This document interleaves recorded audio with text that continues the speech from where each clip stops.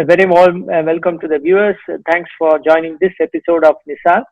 Today we have very renowned diaspora professor, Professor Mayank Kumar Golpelwar, and he has been here almost 2 decades in Germany, and also he also had his education in the Netherlands. Now, after stationed in Netherlands, Beirut, and in Bremen, now he is professor in Hochschule Bremen, University of Applied Sciences. And we very much look forward to interact with him. I, like you, also with so much excitement and also with curiosity to learn more the way he came through and passed through, and what is his foresight, what are the plans for him for the future as well. So, yeah, please join us, and let's have the next 45 minutes to 1 hour a dialogue with Professor Mayank. Thank you very much. But I really am very thankful for the time that I spent or that I utilized or had the opportunity of while studying this, because a lot of elements of what mathematics and physics make up is also used in social sciences. It's very useful. Social sciences, many times those who haven't actually studied social sciences, they believe that it is quite different, that it doesn't use mathematics, that it is more about the narrative. These parts are definitely there, but the language of sciences to a lot of extent is mathematics, and of course physics as applied mathematics. When we look at economics, it's basically mathematics, the end of it, how the markets function, how people react, and so on. And one of the things which I keep on discussing with my students, and I really love discussing many things with the students. It's really something which keeps you in the loop all the time, because students are always very curious. They bring up questions, they bring up their own ideas. Many a times it's like these that I do not even need to read the books, because the students themselves tell me about the latest discoveries, what they are interested in. And one of the things which I often discuss with the students is, for example, Heisenberg's uncertainty principle, or quantum mechanics, which was very much a part of physics. At the quantum mechanic level, it is the normal laws of physics generally do not hold. Quantas behave, in my perspective, after I started studying psychology, very much like people. The general laws of physics are very set. Everything is very regular. Everything, there is little uncertainty. And at the quantum level, it's just uncertainty. And basically, with people, it's the same. That uncertainty really adds a kind of an interesting dimension to the studies itself. It makes it very adventurous as well. And over there, for example, that is one connection which I still have with psychology and with quantum mechanics. And we keep on discussing this, and I keep on following the developments in that as well, like you said. And I'm really, really happy about the latest Nobel Prize, because there's, of course, the German connection, double German connection in chemistry and in physics as well. And basically what I liked about the scientists who have got it is that they are so good at explaining very complex matter in very simple terms, and that's what is the real test, according to Richard Feynman, for example, that if you can explain something to little children, then you have really understood that subject. And that actually I find with the current scientists as well. No, absolutely. I mean, that's a very fascinating part. I think that we will come to that, because I think that somehow is going to something what related to what actually you are also very interested in doing, also the so-called intercultural communication, or generally the communication per se.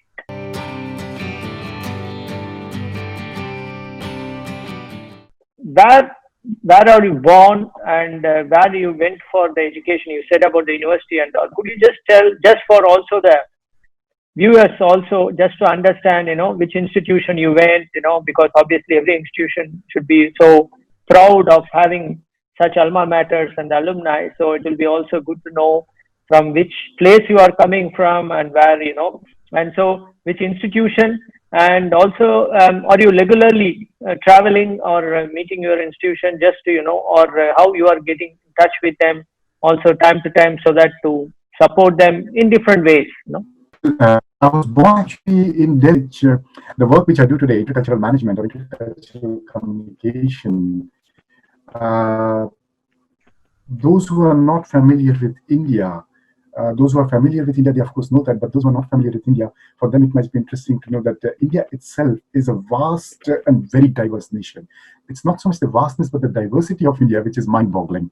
And we have various states, we have various languages, we have various religions, we have various uh, festivals, various ways of thinking. And of course, if you look at the food of India, then it's completely varied everywhere. And that's where kind of my journey into the world begins. My father is from Maharashtra, or was from Maharashtra, and my mother was from Uttar Pradesh. And they came from two vastly different states. Uttar Pradesh has a population of almost 3 times that of Germany, and Maharashtra is having approximately 1.5 times the population of Germany. So these are vast states, and within these states itself, there is a lot of cultural diversity. And then they met actually spoken while they were working together in Delhi, and that's where I was also born. But then we shifted back to Maharashtra because of the work conditions. My parents both were academics. They were also very much active in their area was social work, so they worked very frequently with people. And well, one of the things is also probably that also prompted me quite a lot during those days that both my parents were social scientists, applied social scientists, and probably that brought me also into the direction of sciences, but I wanted also to be different, just like many other children. So natural sciences was my preferred area during those days when I went into. And finally, as we see it, I'm back into social sciences and management nowadays. Well, we shifted to Maharashtra, to Nagpur, and that's where I did my almost entire education, the initial education, my from kindergarten until Bachelor of Sciences, until my Master of Arts in Psychology and MBA.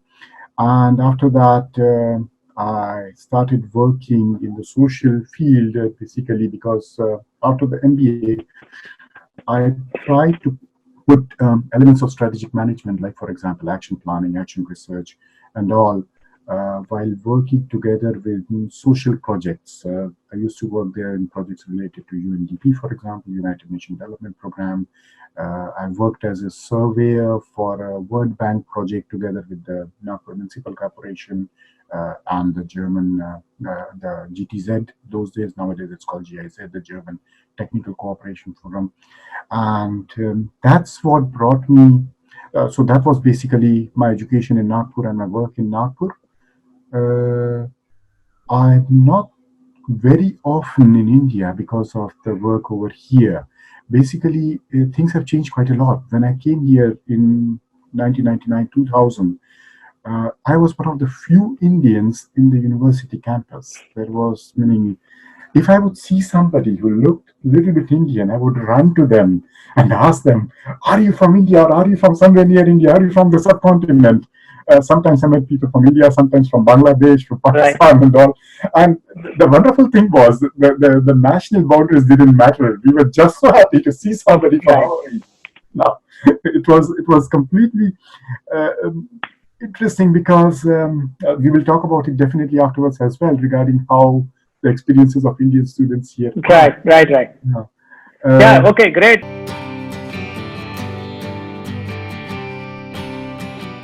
Then that Indian path, and then you, as you said, came to Germany, and then you are a student yourself. And but in Germany also you moved a bit, let's say, till now, established in Bremen. So could you just go through that path, how it was, and what led to that? Definitely. Actually, the first country in Europe where I studied wasn't Germany, but it was Netherlands, not very far away from Bremen over here.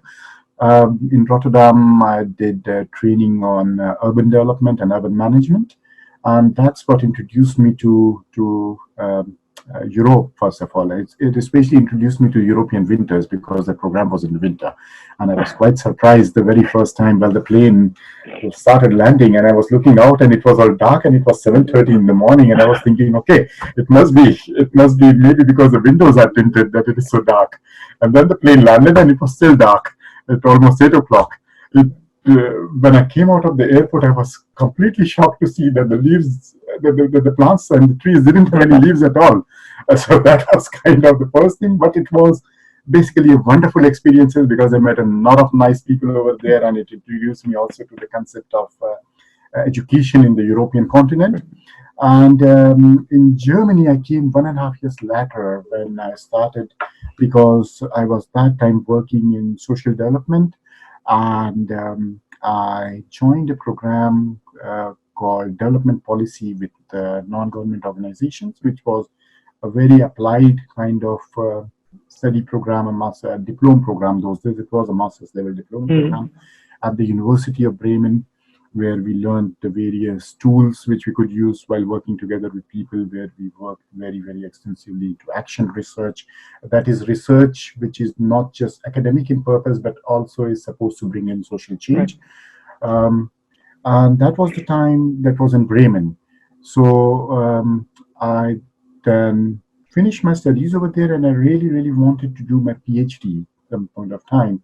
And I tried to get a PhD here in Germany itself. There was a lot of applications. I learned a lot through this application process itself, because many times when I sent in the application, I got a lot of feedback from the people as to why it would be interesting and why it was not interesting. And that kind of honed it up. And thankfully, in Bremen itself, at the Bremen International Graduate School of Social Sciences, over there, I was then accepted as a PhD fellow. And it's an institution which is an interdisciplinary one. It's actually an institution which combines resources from two different universities, the University of Bremen and the Jacobs University. That's also situated in Bremen, which is an international university. Over there, then I had the opportunity of working together with a lot of people there also. And I studied something which I was very interested in, kind of, because I myself had started in. But coming out of many things, I slowly but slowly started realizing many things which I find challenging are not because of reasons or academic reasons. This was mostly because I was used to a completely different system than the system over here. And I also wanted to bring together elements from the natural sciences, from technology, and from social sciences together in my PhD. So I chose the subject of outsourcing, call center outsourcing those days. And I tried to find out what happened to the people, those who are working in call centers, especially directed towards foreign clients, for example, Americans, Australians, and British clients. These are people who generally work in night, sleep during the daytime, almost never have contacts or have limited contact with other Indians. They learn about the culture of the other country, the client's country, try to immerse themselves into it.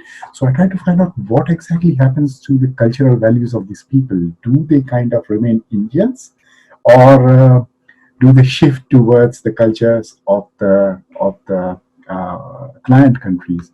Does an acculturation take place? And well, this was the time which I spent in Bremen.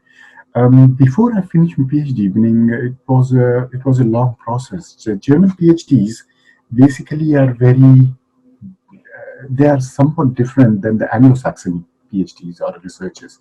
Anglo-Saxon PhD or Anglo-Saxon research is generally about moving from one area to another and covering a lot of areas, covering a lot of topics, which the scope is very wide. And the German research, especially in social sciences, generally focuses very much on one aspect and goes deep into it.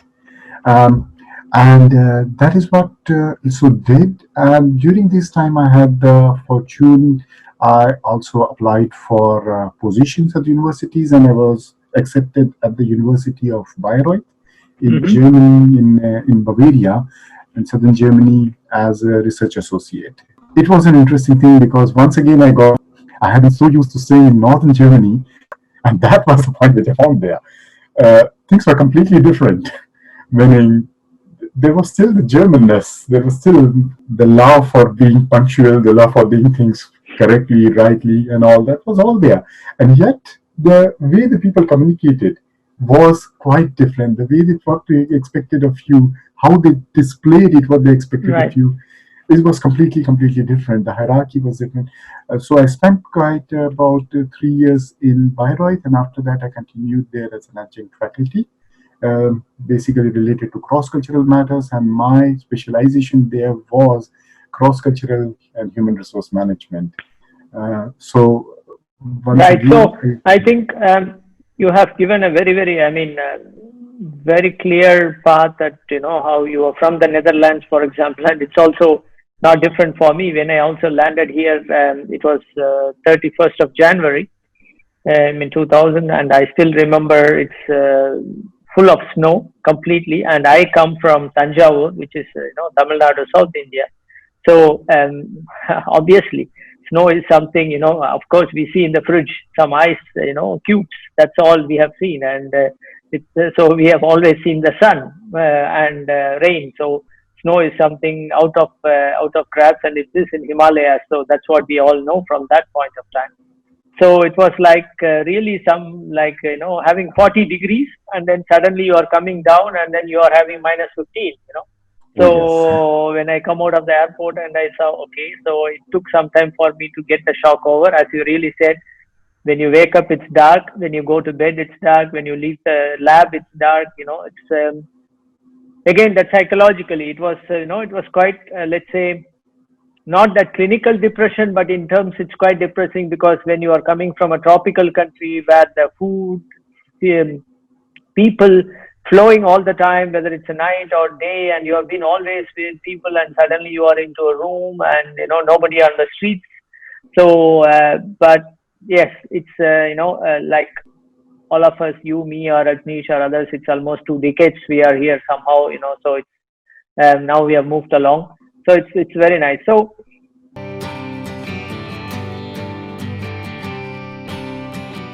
then coming to the next part of your association with the students, Indian students especially, and you have designed a special course actually as well, and from Beirut, then Bremen, and then you are here.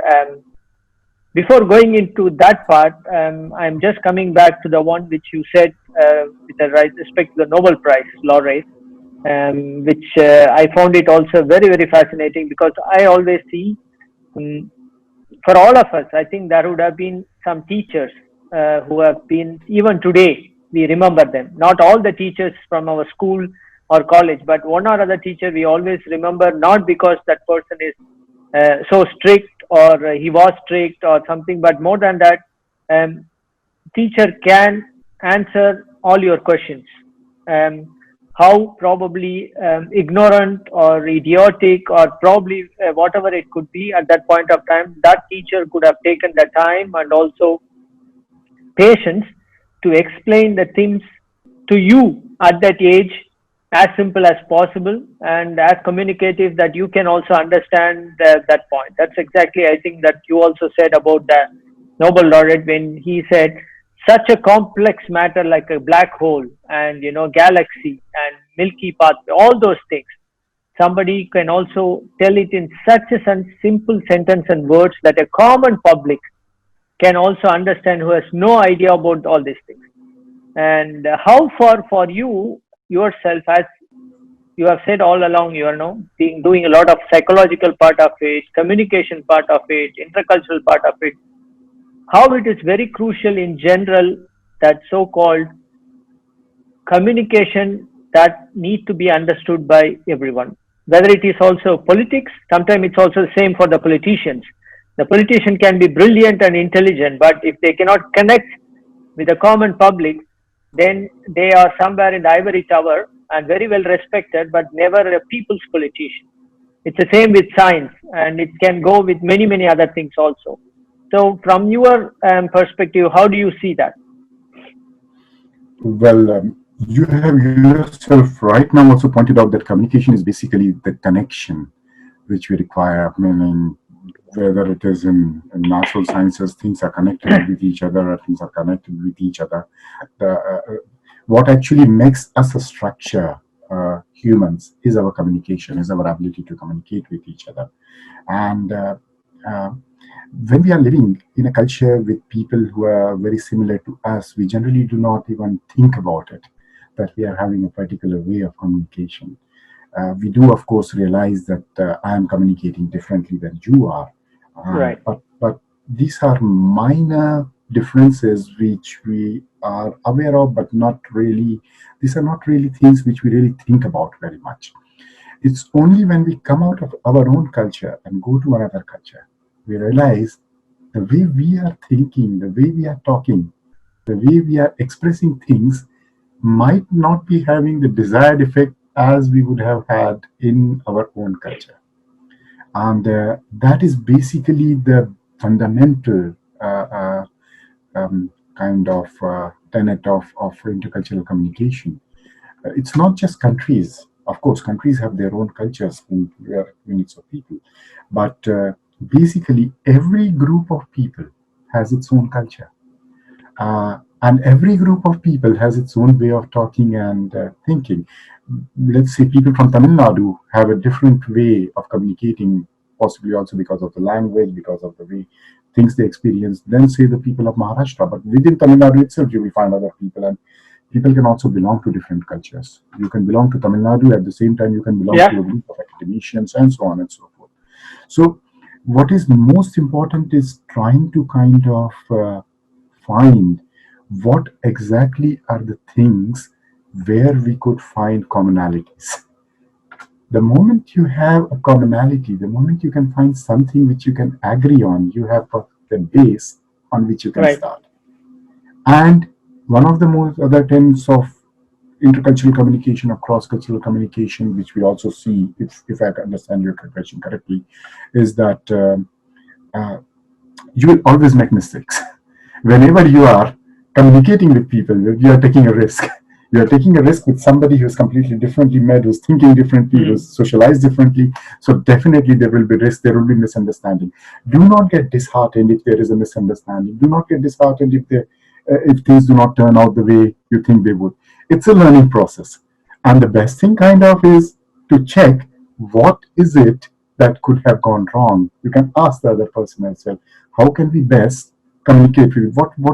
What was it that you didn't understand? Actually listen. An example of this might be what very much happened to me. I do not know, Vallabhai, if you yourself have experienced this. Uh, in India, when we are invited to an event in many parts of India, let's say to a wedding, let's say to a birthday, the answer you are supposed to give is, yes, I'll be coming. Even if you are not coming, you generally say you are coming to be polite, because that is Right. politeness. You say yes, you say that the other person is important to you. Yes, you would like to come. Now, I, as an Indian, when I come to Germany and somebody invites me and I say, yes, I'll be coming, although I know I won't be coming, that's the highest form of disrespect that I can give to that person. True. Now, so basically, this is going to happen to many people. This has happened to me. And this happens in the classrooms as well. The teacher comes from a different culture, has a different understanding, has a different expectation. Like within European cultures, we have the expectation that there will be confrontation, that there will be debates, that the person will come up and say, okay, I'm sorry, but I do not disagree because these are the reasons. And then the reasons are presented from both the sides. From India, when I first came here, it was often that we had a different way of teaching. It is changing quite a lot, but the basic thing was that if a teacher has explained something, then you accept that. You may have your reservations about it, you may work on it separately, but you do not express these reservations to the teacher. That, when an Indian student does or a foreign student does in Germany, it gives an impression that he or she is not interested in the topic or does not have much information about that topic, or is not taking self-initiative. And in this case, both teacher and the students has to, just the realization that we may be coming from different cultures might be something which might be causing this. It's not the person who is responsible, but probably the way he or she is socialized, that makes the difference. So that's the importance of communication. Wonderful. I mean, that's yeah, you are absolutely right. And many of us has gone through this. This is the so-called saying yes or no, and no problem at all for everything, and all time management and all those things. I mean, but of course, once you understand and then you learn it, you also know the value of time, and that's a very good thing. Actually, I would say.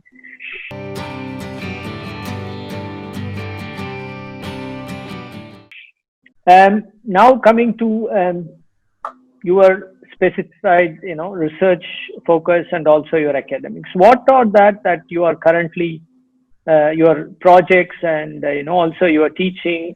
What are that courses you are doing, and which research you are focusing on right now, and how is your interaction with the Indian students? There are many Indian students who are coming over the years. How do you see that, and what's the encouragement for them to be coming to Germany? The motivation for coming to Right. Germany.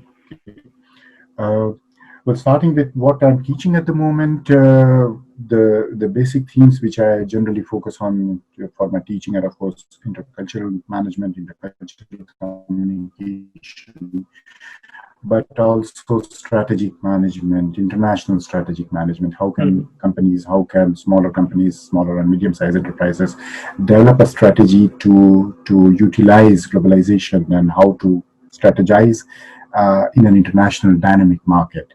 Markets are always dynamic, but if you make it international, it becomes multiple times dynamic. And that's the strategic aspect that we are covering at the moment in my teachings. And I also teach human resources management, but at this very moment, that's not one of the topics which I'm focusing on. It's basically strategic management, cross-cultural management, and the other topic which I'm focusing on, which is similar to cross-cultural management, but not really, it's diversity. There's gender diversity, there is the diversity of cross-functional teams in organizations. Some people are engineers, some people are managers. How do they work together? Cross-generational teams, people who are younger, people who are experienced and all. And how exactly does this diversity function? Where exactly are the ethical points of it? As well as how does it benefit as well as change an organization or a team? So these are the themes which I'm teaching at the moment. My research is related to these very fields as well. One of the topics we are researching at this moment is intercultural sensitivity and intercultural strategy. What is the strategy which individuals employ while working in intercultural teams? How can make a team which is consisting of people with diverse backgrounds into a team? It's not that you just put together people and they become a team. That's a group of people which has to first of all, understand their own selves, bring in their own kind of rules and regulations, and then work or guidelines, and then develop a team spirit. So how does one develop a team spirit? How does one make an efficient, effective team, even more than efficient and effective team? And what are the individual strategies which people from different cultures prefer while dealing with people from other cultures? And furthermore, how can these be used? These strategies can be used, can be changed to form effective, at this very moment, Indo-German teams. But we are also working together with scientists from other countries, for example, from Uzbekistan, to make it into a more pan-national project. Great. It was basically about the cultural and the research and the teaching part. Right. Then, with respect to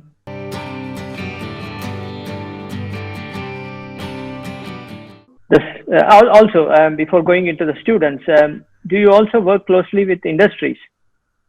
We do. Where I'm working on right now is the Bremen City International. It's the School of International Business at the City University of Applied Sciences, and we take that applied part very seriously. Right. How can we apply the scientific models, the scientific studies, the research we are doing in industries, in the society, and so on? That is very much part, and that's very much the guiding force behind the applied universities, that how can one avoid becoming an ivory tower and use the research which we are doing over here right in the industry.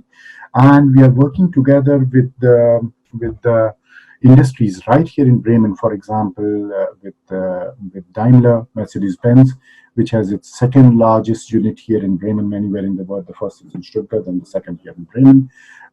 Then we are working together with, of course, the football team over here, which is Werder Bremen. Not the football team, but the association, right, and various other industries, including the Stadtwerk Bremen and all.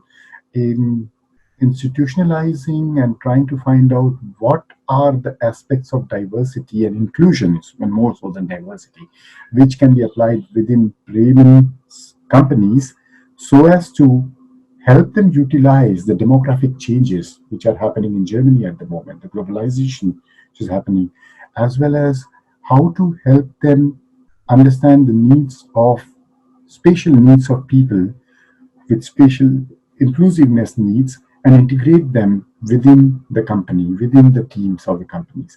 And how can one try to do so in tune with the company's strategies? For that, we have even institutionalized since many years something called the Bremen Diversity Prize, together with 11 different Okay. companies, which we give to applicants, which we give to smaller industries, smaller companies, smaller social units which work in this region in and around Bremen, for showcasing their concepts of how they have included, how they have implemented inclusiveness strategies in their companies. So that is something which we are very much working on at the moment together with them. Great.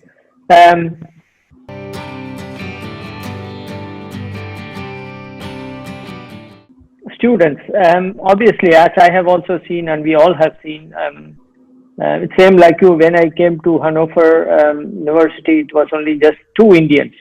I'm telling about 2000. It was a friend Ashok Chavan, who did also PhD in actually numerical methods and finite elements in mechanical engineering department from Bombay.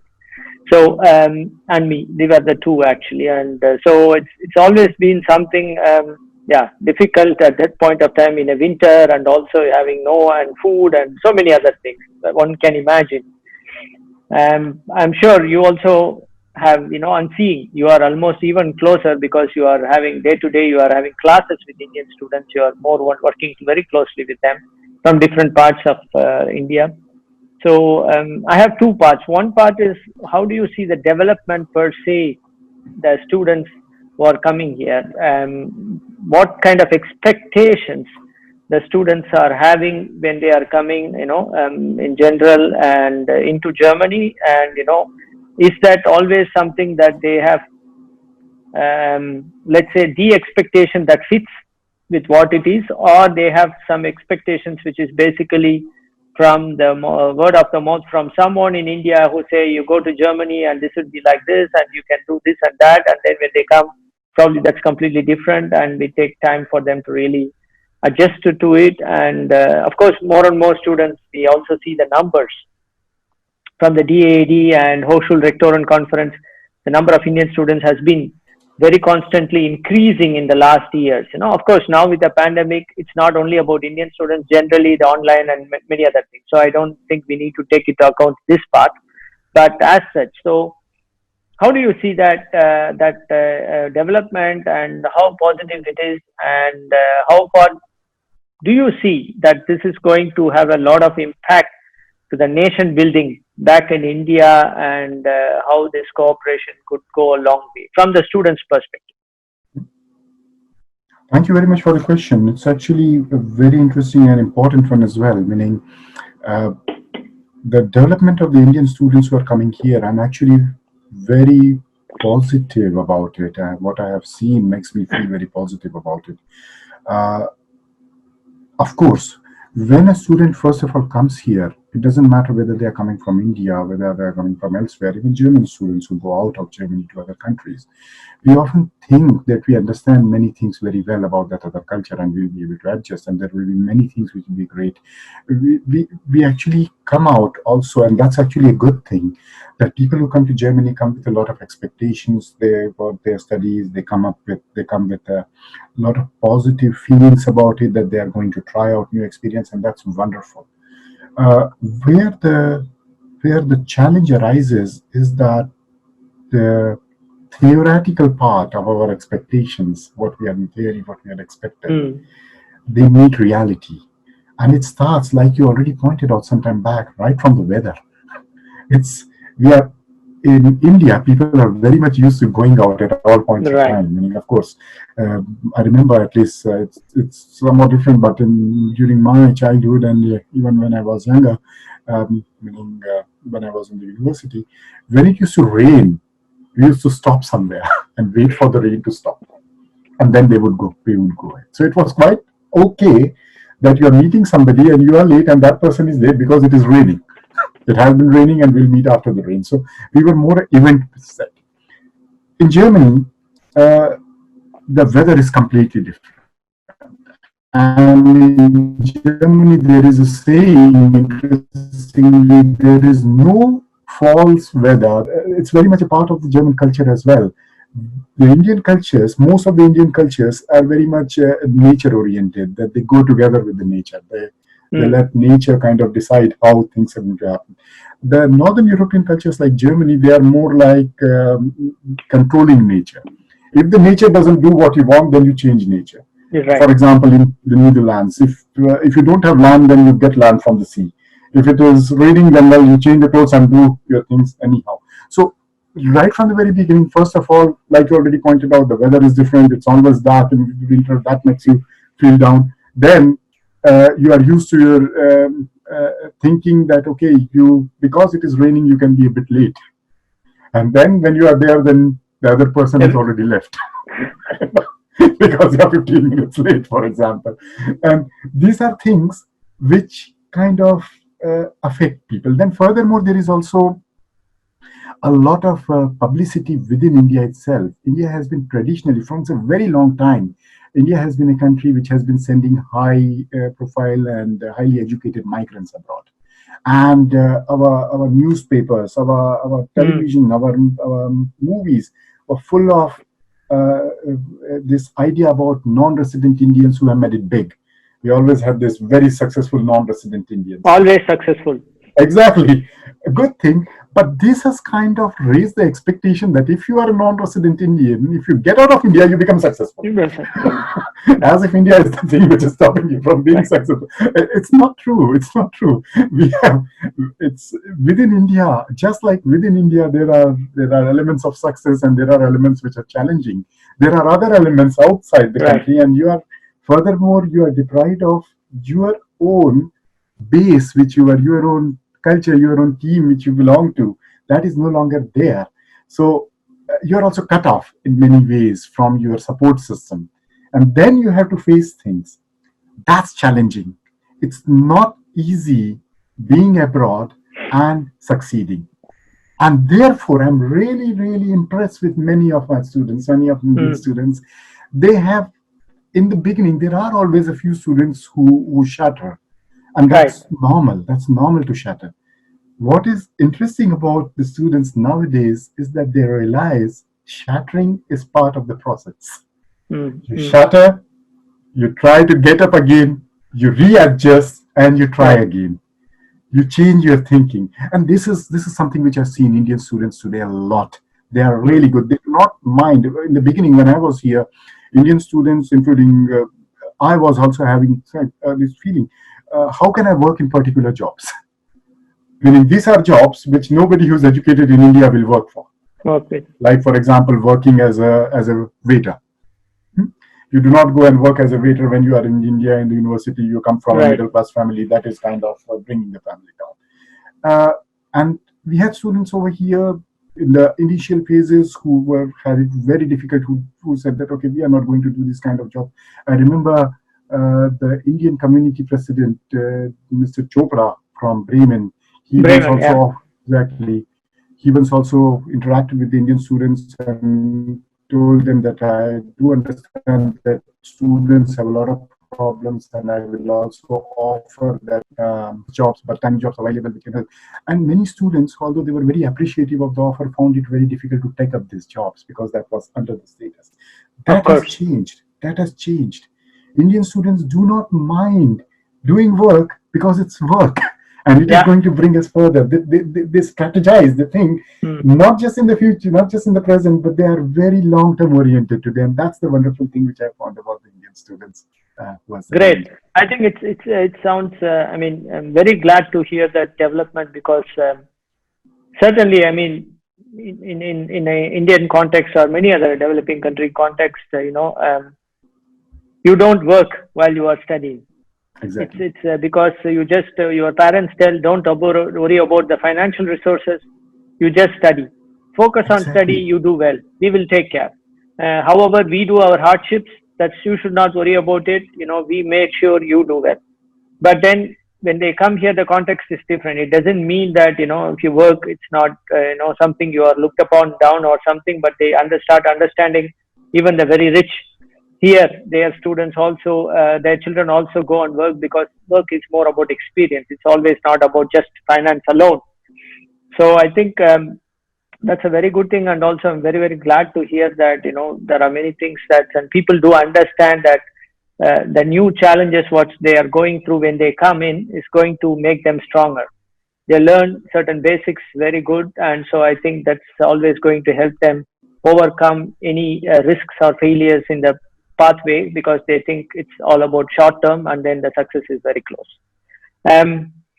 Mayank, I think it's also time, and we are close to an hour. I think see, the time has run, so I think we didn't even see the clock, and it was so interesting and also very, very, let's say, lively, that we went through as a dialogue. And from the NISARG team, and also wish you all very well, and your continued success, and also new ideas and new thoughts, new process, and probably new theorems. And so I think it's also with the Indian students as well. So hopefully we can catch up at some other time, and maybe also in live, as much as Corona situation allows us. With this, big thanks, and also to the viewers. I'll just have to say very many thanks for you for watching this episode as well, and I hope many of you will watch. Thanks a lot, Mayank, and wish you all well, and greetings to your family too, and hopefully we'll catch up soon. Thank you very much, Balaji. It was really, really great having here and being here. As in closing, I can only say that I'm really privileged over here to be part of two wonderful cultures, the Indian culture and the German culture. And I really enjoy, and I really hope that more and more people will take up the opportunity to enjoy the challenges and the wonders of Indo-German cooperation and Indo-German cross-cultural management and communication. Thank you. All the best. Take care. Thank you very much. Bye. Yeah.